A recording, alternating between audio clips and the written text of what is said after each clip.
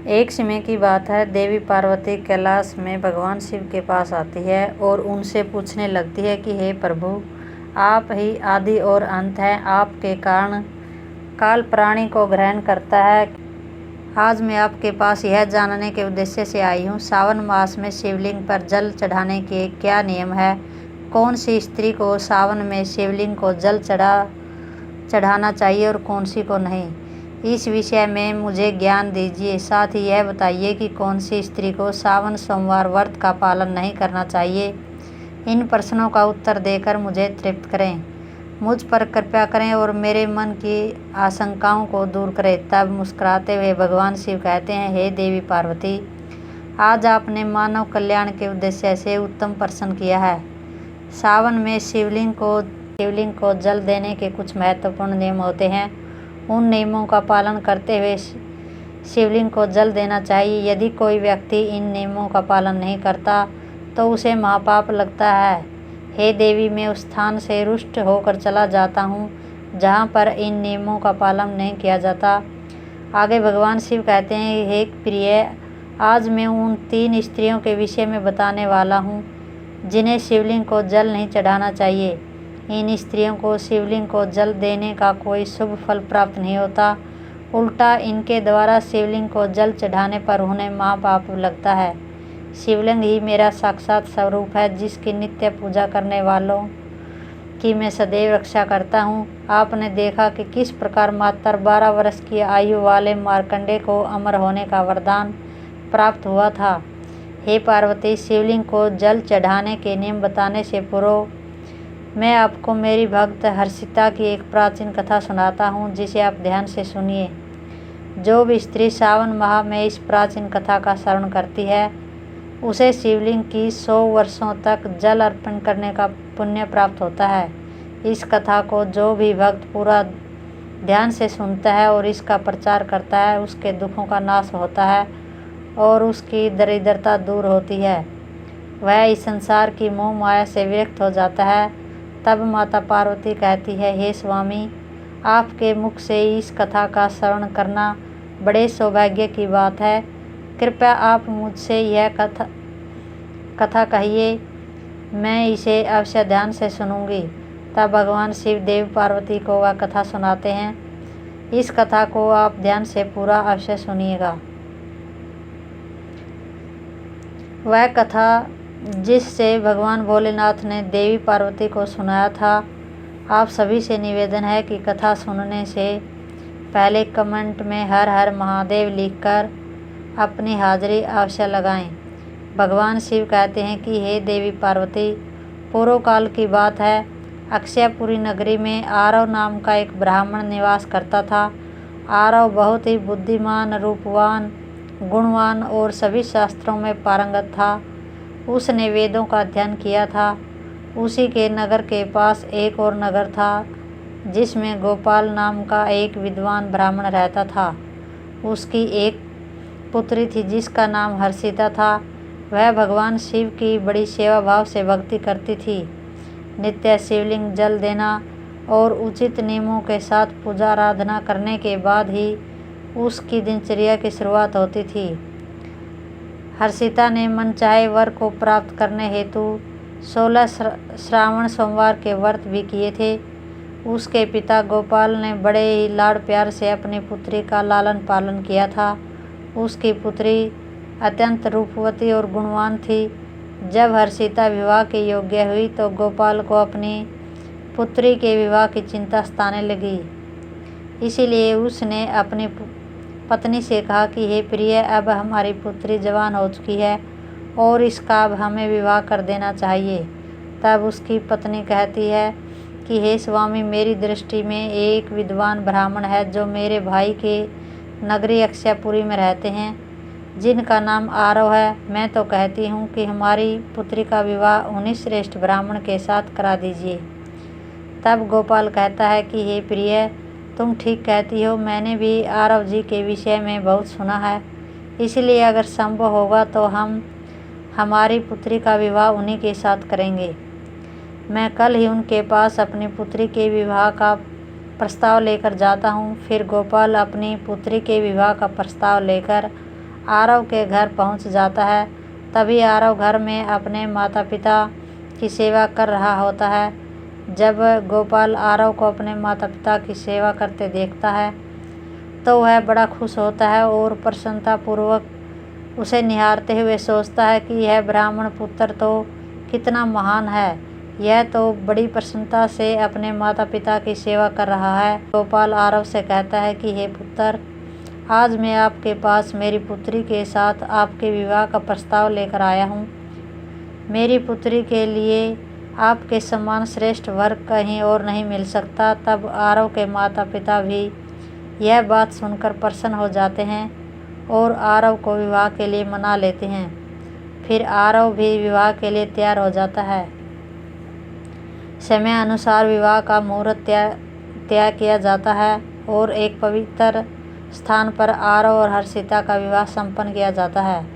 विवाह के बाद जब हर्षिता आरव के घर पर जाती है तो वह भी अपने पति और सास ससुर की बड़ी सेवा करती है।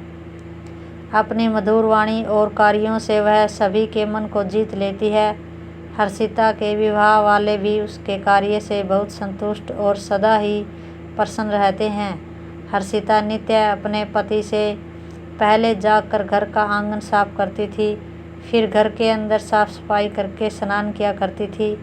स्नान करके वह पूजा घर में जाकर पूजा किया करती थी और नित्य रूप से शिवलिंग को जल देती थी तथा बेल पत्तर अर्पण करती थी। दिन भर वह अपने अन्य सभी कार्यों को करके सभी परिवारजनों को प्रसन्न करती थी।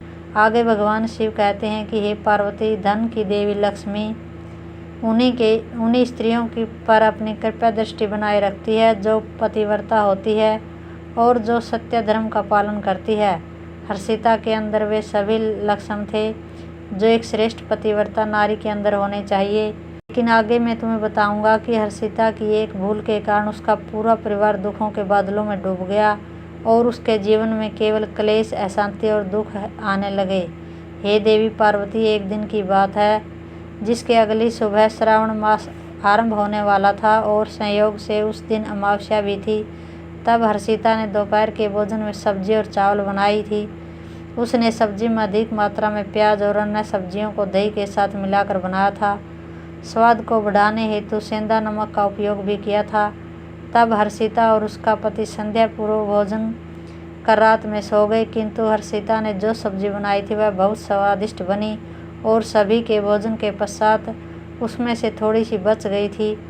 जब अगली सुबह आरव और हर्षिता सुबह जल्दी उठे तो उन्हें रात की बनाई हुई सब्जी बहुत पसंद आई और उन दोनों ने दूसरे दिन भी उसे खा लिया। कहते हैं कि प्याज के अधिक सेवन करने से मनुष्य की कामुकता बढ़ जाती है। अब उन दोनों के साथ ये हुआ। पिता का पति अत्यंत कामातुर होकर सुबह स्नान करने के पश्चात हर्षिता के पास आया और उसने हर्षिता के साथ शारीरिक संबंध स्थापित किया, जिससे हर्षिता का शरीर अपवित्र हो गया। लेकिन हर्षिता का मन भी काम के प्रभाव में ही था, इसलिए वह भी अपने नित्य नियम को भूल गई और उसने पति के साथ संबंध बनाने के बाद बिना स्नान किए ही शिवलिंग को स्पर्श किया और जल चढ़ा दिया, जिससे हर्षिता के शरीर में महामोह ने प्रवेश कर लिया। इस अपवित्र अवस्था को देख शिवजी अपने ही भक्त से रुष्ट होकर वहां से चले जाते हैं। तब से हर्षिता के शरीर में निवास कर रहे उस महामोह ने उसे सभी धार्मिक कार्यों से वंचित कर दिया और उसने अपने सभी श्रावण सोमवार व्रतों के पुण्य को नष्ट कर दिया। उन दोनों ने अनजाने में लहसुन प्याज का सेवन किया और सोमवार के व्रत के दौरान हर्षिता ने नमक का उपयोग करके अपने भोजन में किया, जिस कारण से उसका व्रत भी विफल हो गया। व्रतों को करने से मनुष्य को महापुण्य की प्राप्ति होती है, परंतु हर्षिता अपने अनजान दुष्कर्म से पाप की भागी बनती जा रही थी। महामोह के शरीर में वास होने के कारण हर्षिता की मति भ्रष्ट हो जाती है और इसका विपरीत प्रभाव हर्षिता के पति पर भी पड़ता है। वह भी सदा कामातुर होकर हर्षिता के साथ भोग विलास करने लगा। उसका मन सदैव ही काम वासना में लगा रहता था।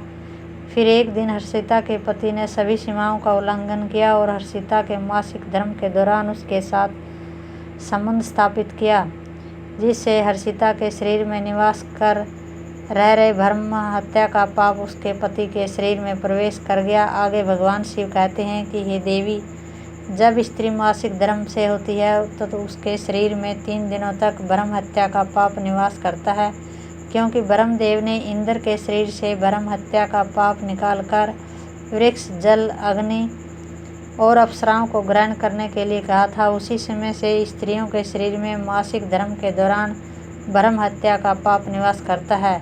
जो भी पुरुष मासिक धर्म के दौरान स्त्री को स्पर्श करता है अथवा उसके साथ संबंध बनाता है तो यह पाप उसके शरीर में प्रवेश कर जाता है। वही ब्रह्म हत्या का पाप हर्षिता के पति के शरीर के अंदर प्रवेश कर गया और वह जमीन पर गिर पड़ा और उसे तुरंत ही कुष्ठ रोग हो गया। उसके अंग अंग जलने लगे और उसके शरीर पर छाले पड़ गए। उसके पूरे शरीर से रक्त और पीप की बदबू आने लगी। वह दर्द से चीखते चिल्लाने लगा, हाय, यह मुझसे क्या अपराध हो गया? मेरे द्वारा यह कैसा भयंकर पाप हो गया? मैंने सब कुछ जानने के बाद महापाप किया है। हे भोलेनाथ, अब मेरी रक्षा कौन करेगा? तभी हर्षिता की सास तुरंत उस स्थान पर आ गई। उसने देखा कि उसका पुत्र कुष्ठ रोग से ग्रसित होकर जमीन पर पड़ा है। वह क्रोध में आकर हर्षिता से कहने लगी कि अरे उल्टा पापिनी, तुमने यह क्या कर डाला? अपने ही पति का धर्म भ्रष्ट कर डाला। तूने उसके साथ मासिक पीड़ा में क्यों संबंध बनाया? अपने पति की ऐसी हालत देखकर हर्षिता बहुत घबरा गई और ज़ोर ज़ोर से रोने लगी और कहा कि सासू माँ, मुझे क्षमा करो, मुझसे बहुत बड़ा अपराध हो गया है। काम के वशीवश होकर मेरे द्वारा यह अपराध हो गया है। तब हर्षिता की सास ने कहा कि हे पापिनी, तू इस घर से अभी चली जा। तुझ जैसी कुलटा स्त्री को इस घर में नहीं रहना चाहिए। हर्षिता उसी मठ पर जाकर बैठ जाती है और अपने दोष के विषय में सोचते हुए दुखी होने लगती है। फिर कुछ समय के बाद एक साधु उस आश्रम पर आता है जो कि मठ के पुजारी होते हैं। तब हर्षिता कहती है कि हे मुनिवर, मेरा नाम हर्षिता है। मेरे द्वारा घोर पाप हो गया है। उसी कारण से मैं अपने परिवार से बिछुड़कर इस स्थान पर आई हूँ। से मेरे पति कुष्ठ रोग से ग्रसित हो गए हैं और दुख भोग रहे हैं। फिर साधु कहते हैं, बेटी, तुम चिंता मत करो। तुम्हारे द्वारा जो पाप हुआ है उसका प्रायश्चित करो, तुम्हें पाप से मुक्ति अवश्य मिल जाएगी। तुम इस मठ में रहकर भगवान शिव शंकर की पूजा करो, शिवलिंग को नित्य जल दो और बेल पत्तर अर्पण करो, क्योंकि यही तो पूरे संसार के पिता हैं। जो भी इनके शरण में आता है उसका उद्धार निश्चित ही होता है और तुम्हारा पति भी जल्दी ही ठीक हो जाएगा। फिर हर्षिता वहीं उसी मठ में भगवान शिव और शिवलिंग की नित्य पूजा करने लगती है। रोज स्नान करके वह ब्रह्मचर्य का पालन करते हुए शिवलिंग को जल चढ़ाती है और शिवलिंग पर बेलपत्र अर्पण करती है। इसके साथ ही भगवान शिव को मिष्ठान भोग लगाती है और उस मठ में मौजूद सभी गायों को चारा डालती है, उनकी सेवा करती है। दिन भर वह मठ के मंदिर में भगवान शिव की मूर्ति के आगे बैठकर भगवान शिव जी की भक्ति करने लगती है, उनकी स्तुति करती है और फिर से अपने पति के मंगल होने के लिए 16 सोमवार का व्रत भी करती है। इस प्रकार से 1 वर्ष बीत जाता है, किंतु वहीं दूसरी ओर भगवान शिव भी उसकी परीक्षा ले रहे होते हैं। अब अगला श्रावण मास प्रारंभ होता है।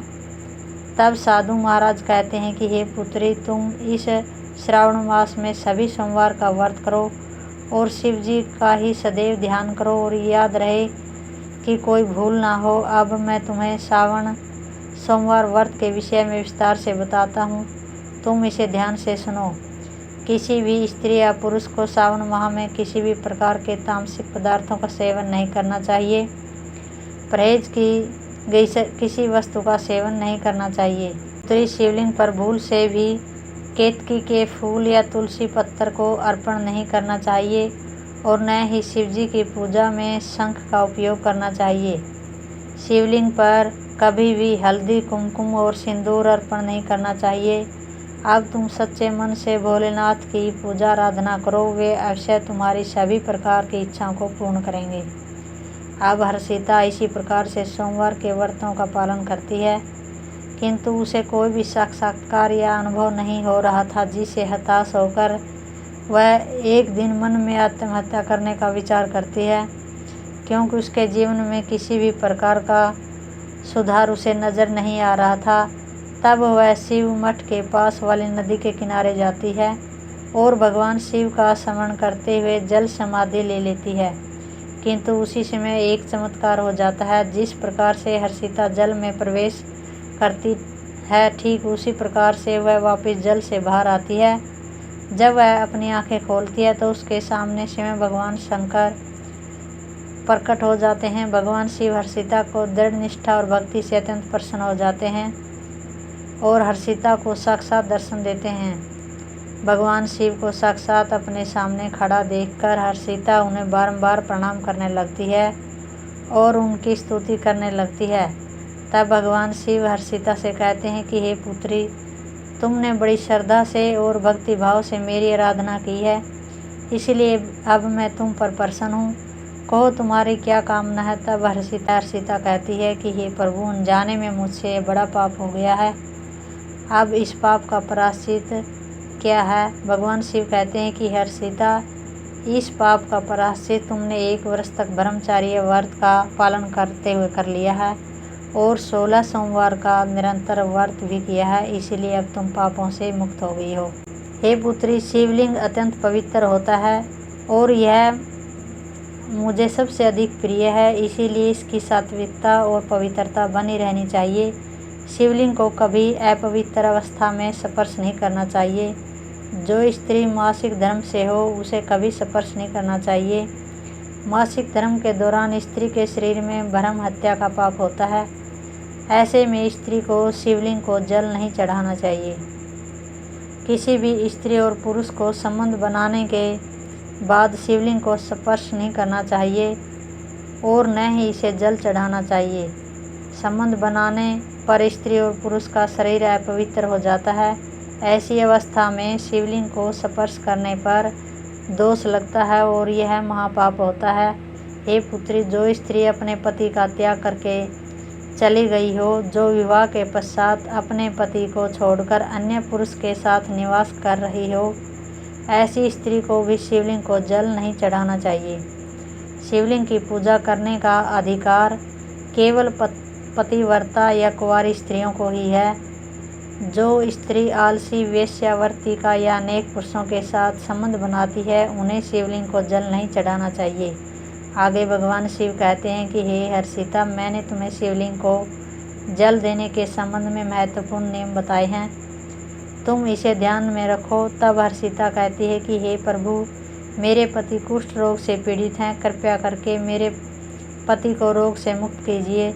तब शिव जी कहते हैं कि हे पुत्री, तुमने इस शिवलिंग की 1 वर्ष तक पूजा की और नित्य बेल पत्तर अर्पण किए हैं। वृक्षों में बेल पत्तर मुझे सबसे अधिक प्रिय हैं। शिवलिंग पर तुमने जो बेल पत्तर अर्पण किए थे, तुम इसके पत्ते ले जाकर अपने पति को गुप्त रूप से खिला दो, तत्पश्चात वह रोग और पापों से मुक्त हो जाएगा। इतना कहकर भगवान शिव अंतर्ध्यान हो जाते हैं। यह सुनकर हर्षिता बहुत प्रसन्न हो जाती है और भगवान शिव को बारंबार प्रणाम करके धन्यवाद देती है। फिर हर्षिता उस शिवलिंग पर अर्पित बेल पत्तर के कुछ पत्ते उठाकर घर पर जाती है और अपने कोढ़ी पति को खिला देती है। शिवलिंग के पत्ते खाते ही उसका पति एकदम से स्वस्थ हो जाता है और हर्षिता को गले से लगा लेता है।